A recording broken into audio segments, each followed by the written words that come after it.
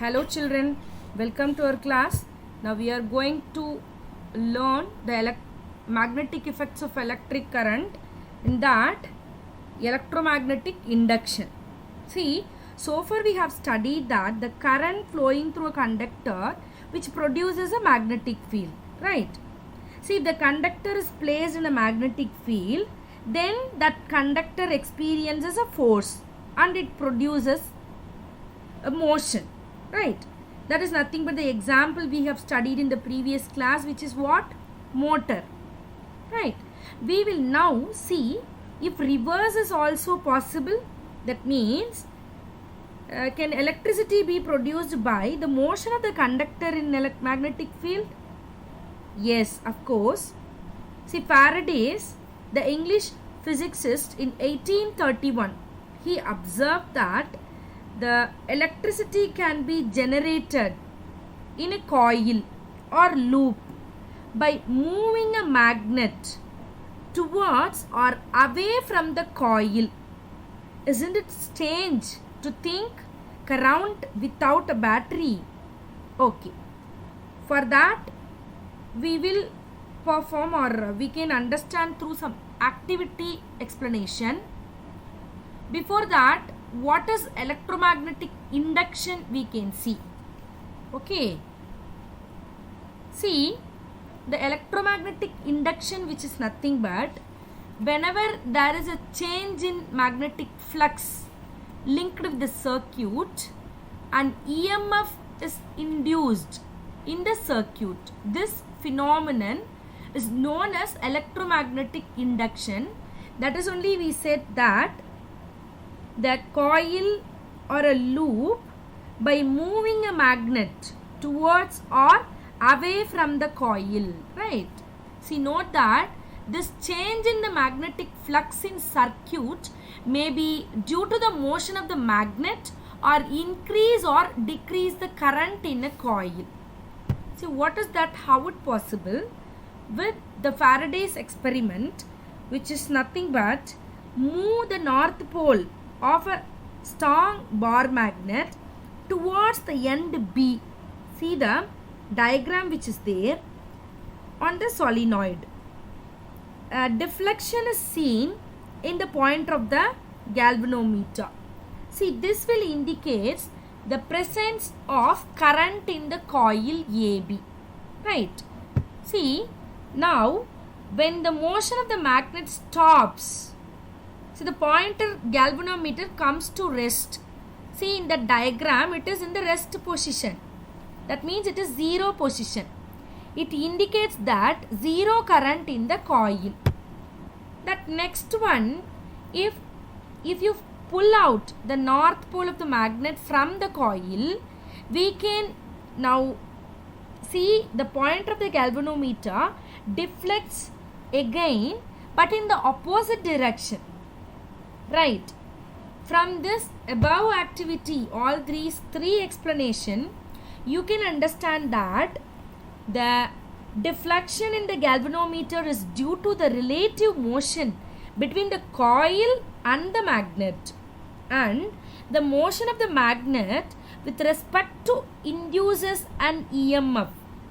See, across the ends of the coil, due to which current flows through the closed circuit. Current produces is known as induced current, and this phenomenon, what we said, which is called as electromagnetic induction. See, further we can say, how can we increase the magnitude of the induced current, right? See, how can we increase it? By increasing the speed of the movement of the magnet or solenoid. How? When relative motion between the coil and the magnet is low, the current induced is also what will happen? Slow, due to the small induced EMF. See, when relative motion between the coil and the magnet is fast, this rapid movement means the current induced is large, due to the large induced EMF, right? By increasing the number of turns of the coil also. and also by increasing the strength of the magnet. Okay, next one is the direction of induced current. See the diagram. Through some explanation part of the activity you can understand. See, consider two coils C1 and C2 having the large number of insulated copper wire which is present there, right? See, these are wrapped on a non-conducting cylindrical rod in such a way that magnetic field which is produced by one coil linked with the other coil. How we can see? See, the coil C1 which is connected to the battery through a key in series, and the coil 2 which we can call it as a secondary coil, coil 1 we can call it as a primary coil, right?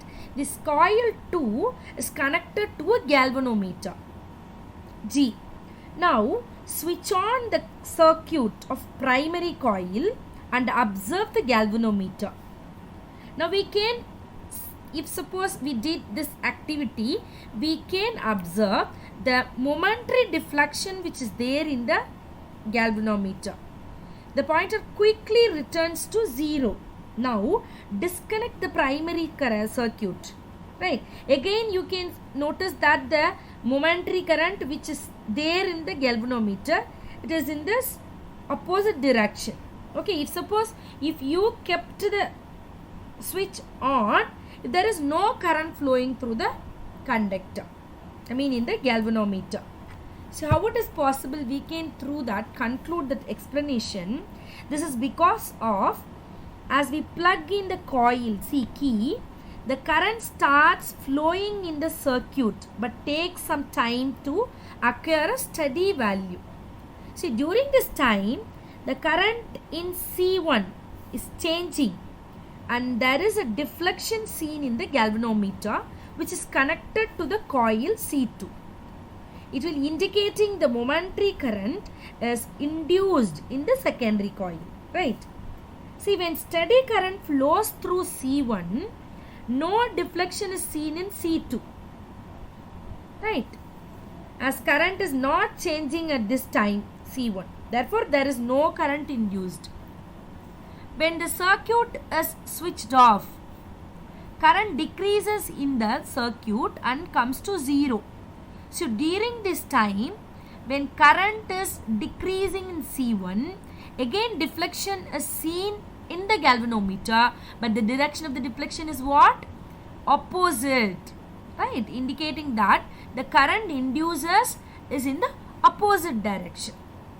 Understand this? See, from this explanation, we can understand that what is electromagnetic induction, right?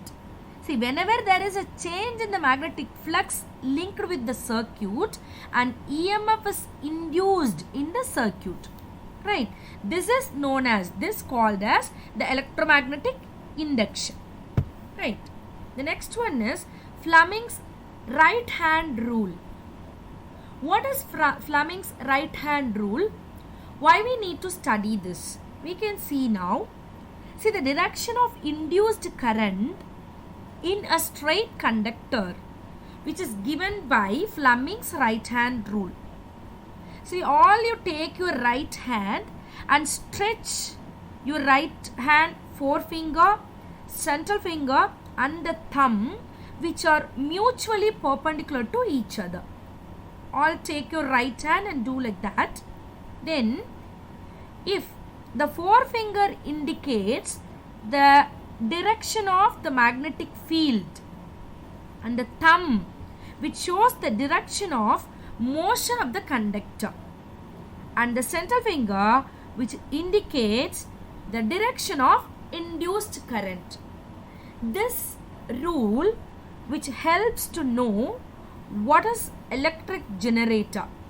We can see that in the next session, children. Thank you.